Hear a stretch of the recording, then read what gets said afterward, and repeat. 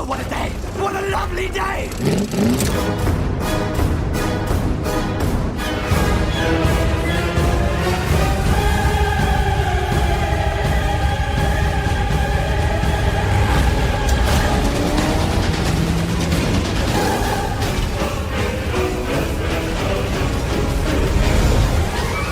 Welcome to the Mad Max Minute Podcast, the daily podcast where we break down Mad Max 1 minute at a time. I'm Rick. And I'm Julia. And today we are talking about minute 69, which begins with Max heading into the woods to investigate, and it ends with Jessie wrapped in a blanket in the farmhouse.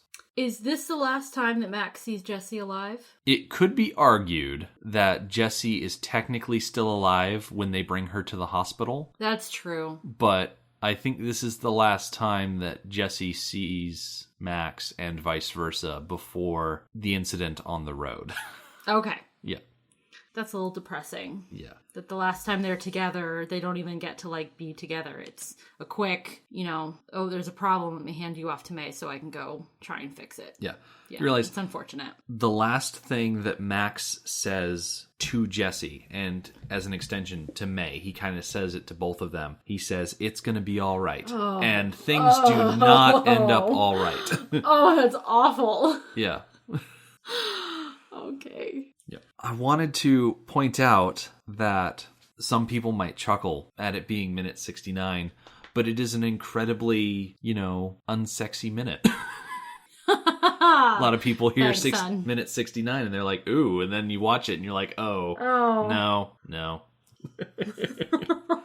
Pinnacle of maturity here on this podcast. Absolutely. But, okay, so getting back on track. Max hands Jessie off to May, and then he starts moving towards the woods, and he kind of waves Benno to follow him. And you said off mic that it kind of makes it feel like Max is definitely the one who has had more experience with Benno and May and this area. Yes. He's very casual with Benno. He doesn't need to be introduced to him at all. Like, Jessie was sort of introduced to Benno and the idea of Benno by May.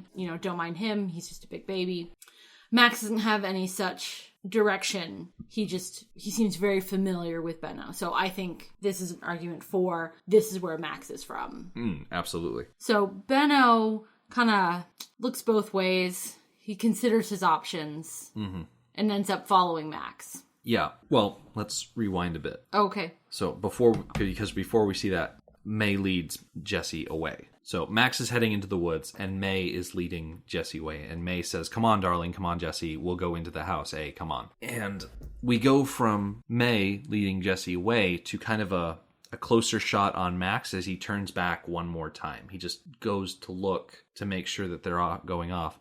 And then Benno just kind of pops into the screen, almost like he steps into it or something like that. Yeah, Benno spends a lot of time, I think, standing still. Mm-hmm. He doesn't move around a lot. He just stands there. Yeah, so he moves into frame, and then he kind of looks at Max. He looks back at the farmhouse, looks back at Max. And I can't help but think that Benno is thinking what I'm thinking at this moment. Why is Max going back into the woods? Yeah. What does Max think he's going to do to help out Jessie by leaving her alone at the farmhouse? I mean, granted, he does have the magic shotgun from the beach scene earlier. Yes, which means that Toe Cutter doesn't have it. Right, and Max can probably take all of them out without ever having to reload once. Probably. But at the same time, why, and I ask why this is his first instinct, it's probably because he's a cop, and so he's switching into cop mode of right, that's what he does. I need to go clear and investigate and everything like that. But at the same time, he should have waited for backup. Yeah,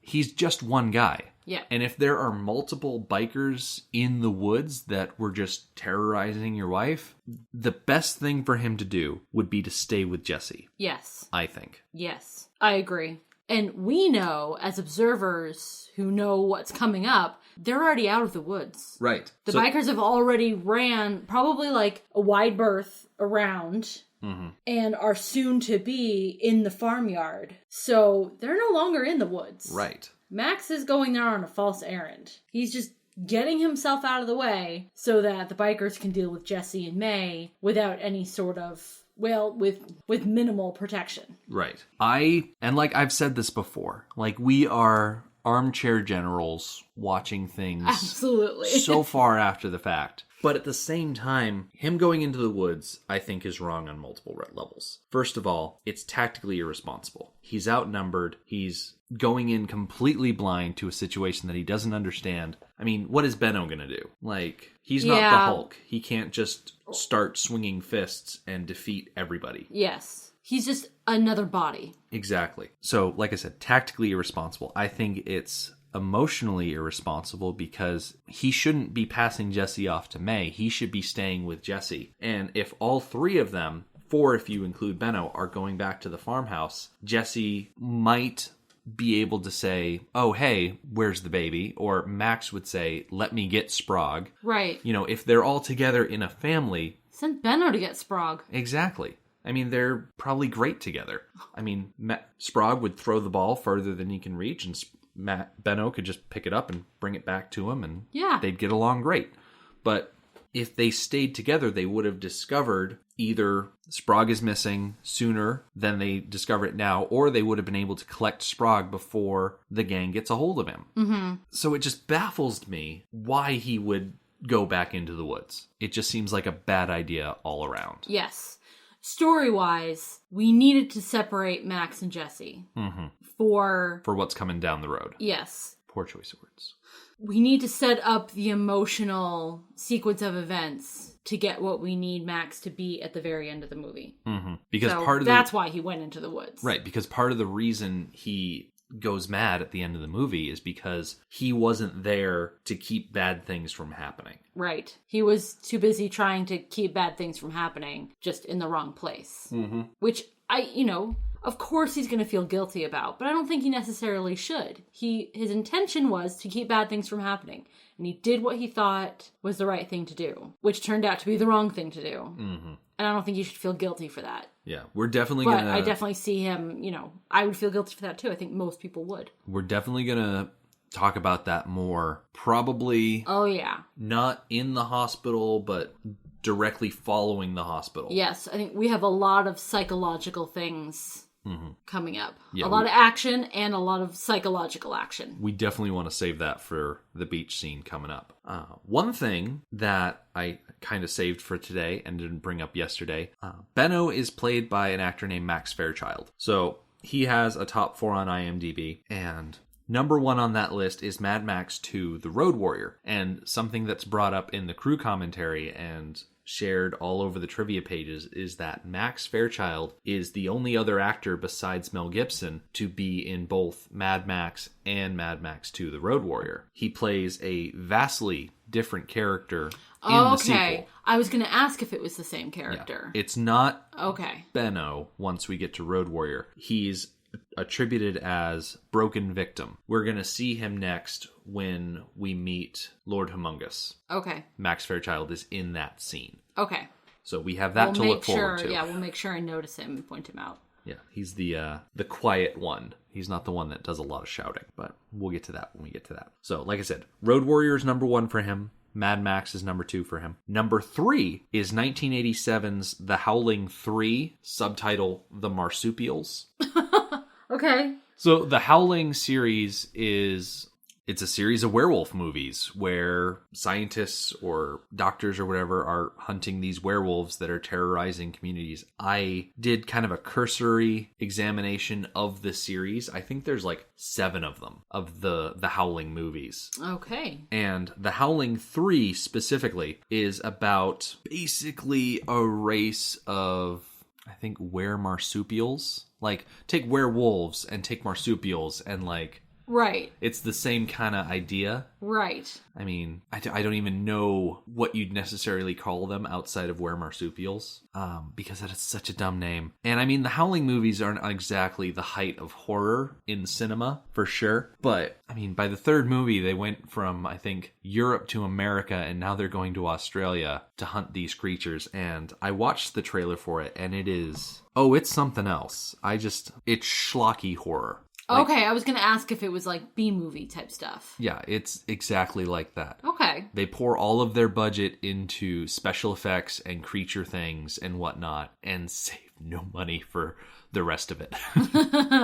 That type of thing. Okay. So in The Howling 3, Max Fairchild plays a character named Thilo. And I think, based on what I saw in the trailer, he's one of the were creatures. One of the people that transform into something monstrous. Okay.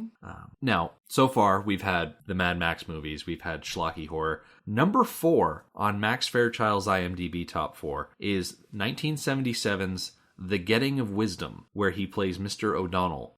Vastly different genre. The Getting of Wisdom is based on a novel by the Australian novelist Henry Handel Richardson about a precocious young woman in a boarding school in Australia. Yeah, it's very prim and proper, and everyone's all about, manners, but at the same time, they're like in a school, and so the young woman has dreams of music and art and stuff like that. It kind of reminded me of like if Anne of Green Gables had money and went to a nice school. Ah, okay. You know what I mean? Instead of living with her aunt and uncle. Yeah. Are they her aunt and uncle? Adopted. Yeah. See, I don't know anything about Anne of Green Gables. You know way too much about Anne of Green Gables. I do know way too much. Yes, you do. But I feel like as far as these other movies are concerned, you would be more likely to watch The Getting of Wisdom. Yeah, it sounds like a touchy-feely coming-of-age movie. Yeah. Yeah. And you would be more likely to watch The Howling 3? Yeah. I think that's a safe assessment, for sure. Although, I would definitely have to call in my buddies to watch The Howling 3, because having no experience with the Howling series, I cannot speak ill of it because I have no knowledge of it. Right. There must be some level of success, because you said there were, how many? There's a lot. Like 9 or something? More than I'm comfortable in admitting. I think I saw up to 7. Okay. But then again, there's also 7 Police Academy movies, and I love those, so I don't know. Yes. So each one covers a different type of were animal? I guess so. It's either a different setting or a different type of infestation somewhere else, and... Okay. And these movies, are they on an Australian production? I don't think so. Oh, okay. They're American? I think they're American. Okay, where were we? So, going back to the actual minute at hand. So, Max and Benno run out into the woods, and we transition inside the farmhouse. As we cut into the farmhouse, we're 20 seconds into this minute. And so this shot is going to comprise the last 40 seconds of this minute. Yes. Of basically May leading happening. Jessie into this living room, setting her down on the couch, wrapping her in a blanket, and then leaving to go make a phone call. As May is leading Jessie into the room, she says, "You've had an awful time, darling, but it's all over now. Everything's going to be all right. I've just got to go and make a phone call, and then we'll have a nice hot cup of tea." I'd like to think at this point, May has an inkling that more is going on than just Benno scaring Jessie. Yeah. Because why would Max ask her to call for the Dark One, which was a request she took seriously, because that's the call she's going to make. Yeah. So she must realize that more is going on than what she had thought still outside. For sure. Yeah, I don't think she's blaming Benno anymore. No. Absolutely. I did notice that when May sits Jessie down on the couch, she wraps a blanket around her. Jessie, about that time, leans forward to put her head between her knees, which is what you're supposed to do when you're winded or you don't feel well. You're supposed to put your head between your knees. May pushes Jessie back up and sits her up. No, let her put her head between her knees. May's a nice old lady. She is a very nice old lady. And very caring and very nurturing and whatnot. Yes, and we learn that one thing I like about May and her characterization in this movie is that she's not in it for very long, but we learn a lot about her. She is very caring. She has taken very good care of this mentally disabled son of hers, who is, how old would you guess Benno is? 30s. Yeah, at least, if not 40, but at least latter half of 30s. Yeah. So she's taking very good care of him his entire life. She's got this farm that she's running. We know that she's a loving, kind woman who has that reputation out in the community. We know a lot about her. She's very dynamic. And coming up in the next few minutes, we learn even more that she is not only caring and compassionate and people love her, that she's also tough as nails. Right. And not afraid to act when it's necessary. So she's only in the movie for a few minutes, but she is a fantastic female character. Oh, absolutely. Absolutely. I like that she is so willing to jump to action when all she really has to go on is what Max and Jessie have said. Yes, which isn't much. No, it's not I mean, much does she at all. ever really get the story of what happened to Jessie, even No. afterwards? I don't think so. No. But she's so trusting that if they think that something is wrong, that she's not going to downplay that Right. she's going to act on it. She doesn't second guess Max when he tells her to go make the phone call, get the dark one here. She immediately goes and does it. Yeah. So, as we were watching the crew commentary, we got to this scene, and all they could really talk about was the fact that they couldn't remember if the farmhouse was abandoned when they filmed in it, but they did note that a lot of the furniture in the room, like, Looked came familiar. from people's homes. Yes. Yeah. Like, a couch from here, a table from there, chairs from who knows where. Yep. And I've got to say, if that house was abandoned at the time that they filmed there, they did a very good job of dressing it up and making it appear homey. Yes, they did a very good job. It looks like the type of place that you would want to go and be in. And it also speaks to May's character that I just finished glowing about. It lends itself to what we know about her. Her ability to keep a homestead. Yes. Yeah. I liked what they brought to the conversation. Especially they talked about how it's a very classical Australian home. Yes. Rewind. It's a very classical Australian homestead with like the large windows and the big open rooms and whatnot. Mm-hmm. And I mean, when you come to a space and you have room to build, if you can build out, if you have the means and the materials, right. Yeah. like the space was certainly there. It so. makes sense that all these people coming from England, where space is a commodity, Yep. to Australia, where space is a premium, Yep. that they would just build these beautiful, expansive houses. Yes. And have these, large farms and spread out. Mm-hmm. Yep. For sure. Yeah, I really like the look of this building, and I really hope that it's still standing in some capacity, that the school that occupies that area now are still using it for something and that they haven't torn it down. Yes.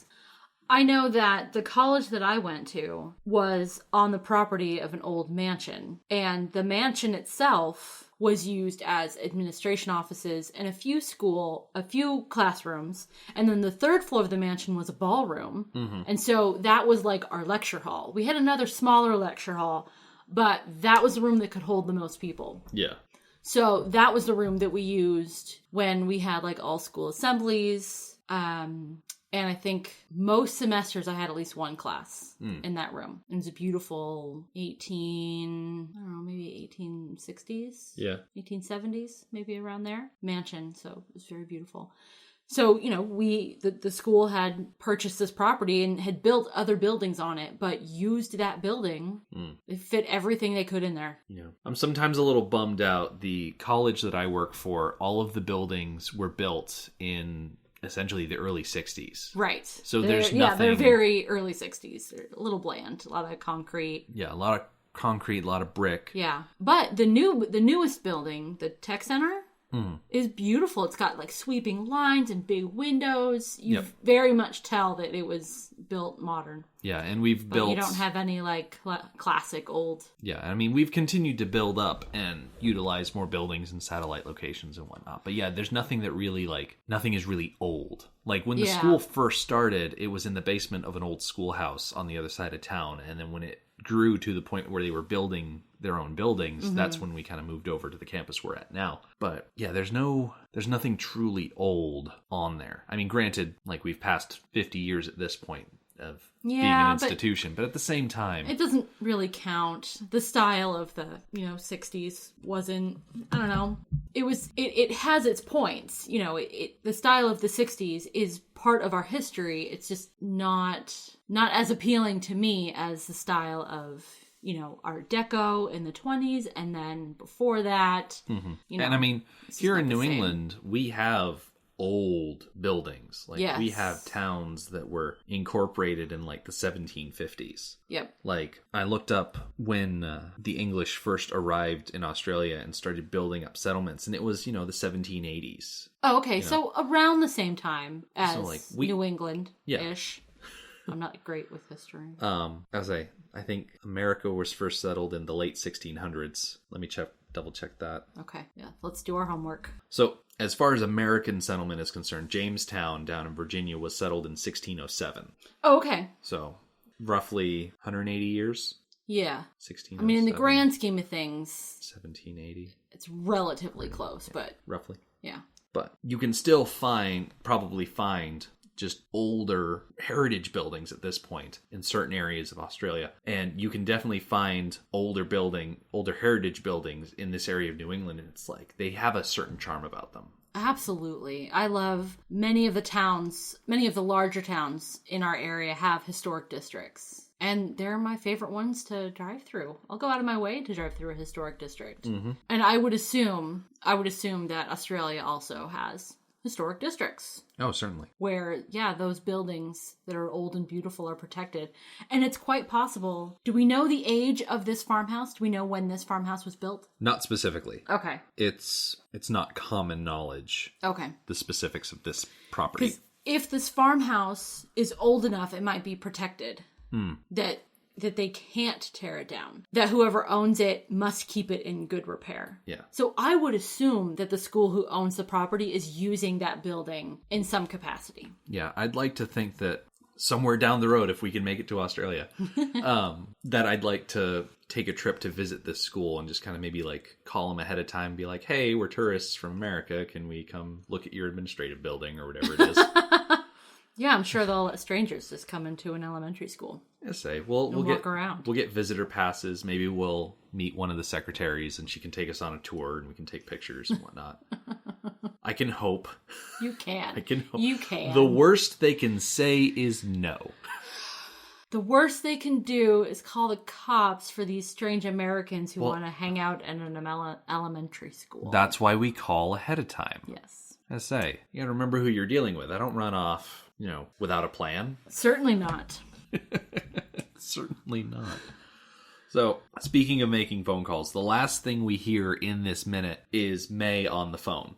She's in the other room. She's successfully called up the police, and she's asking them to send the Dark One. Mm-hmm. And we technically only get half of the sentence before the minute cuts us off. Yeah. So we'll pick that up tomorrow for sure. But it's kind of nice to see Jessie in a moment of relief. Yes. That she has successfully gotten out of the woods and got to a point where she is safe. Mm-hmm. Yeah. Yeah, we'll get into that more tomorrow. Yeah, because we're gonna have a sudden realization and a spring to action, and a lot of crisscrossing of a yard back and forth. But we will get to that tomorrow. Yes. So join us then. In the meantime, our website is madmaxminute.com. You can follow us on Twitter at madmaxminute, like us on Facebook, and join our listeners page, Mad Max Minute Beyond Microphone. Thank you for joining us for Mad Max Minute number 69. We'll see you tomorrow. Motorbikes and leather men